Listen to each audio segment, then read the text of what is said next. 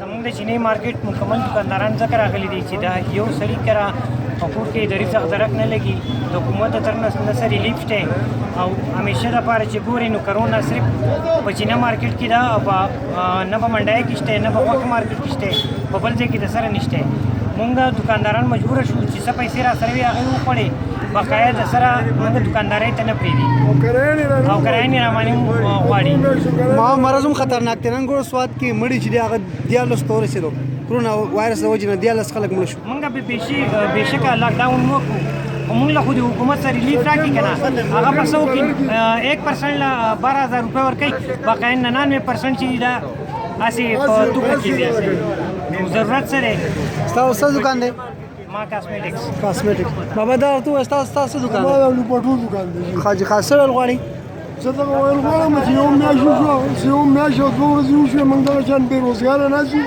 کارونه یې راباندې بند کړي دي او د هغې خو دا مطلب نه دی د حکومت ته طرفه موږ ته څه ریلیف نشته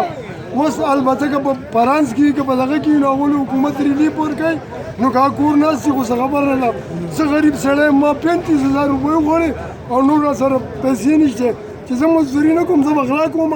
خامخا بیا د چا دوکان ماتوم دا که به کوم څه چل به کوم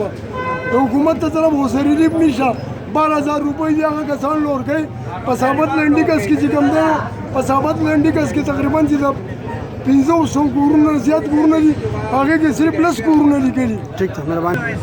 نه په دې احساس پروګرام کې څومره رش جوړي څومره غویمه جوړي څومره خطرونه جوخ په جوخ خلک ولاړ دي په هغې کې کرونا نه لګي په بازار په منډیانو کې چې کوم دی غویمه جوړی هر یو کس چې کوم دی په یو دکان باندې 50 شپېته دکانداران ولاړ دي په هغې نه لګي دلته که په چینه کې یو کس راځي خپل ماشوم له سوټ اخلي په هغې کې کرونا دی په هغې کې ګڼه ده په هغې کې چې کوم دی غویمه جوړېږي لکه اخر کوي د دې خلکو سره سو لکه مطلب بنې کوي په دې کور کې بس دغه سستنې ورته ووایي چې مړه شي چې خبره به خلاصه شي د ولږې نه ولې وجنئ ولې هر سړی چې کوم دی هر سړی د خپل کور غریب ماشوم له چې کوم دی د رزق دغه کوي نه هغه بند دي بازارونه کولاو دي ټول په دې بازار کې چې څومره دکانداران دي ټول ناست دي په هغو کې دغه نشي سپینزر پلازه د موبایلو کولاو ده دې خوا د نور دکانونه کولاو دي تاج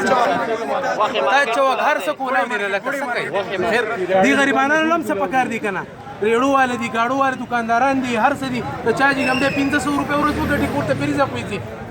احساس پروګرام کې هغو نااهله دي رزق ورته بند دی نو څه به کوي دې د حکومت چې کوم دی دغه مهرباني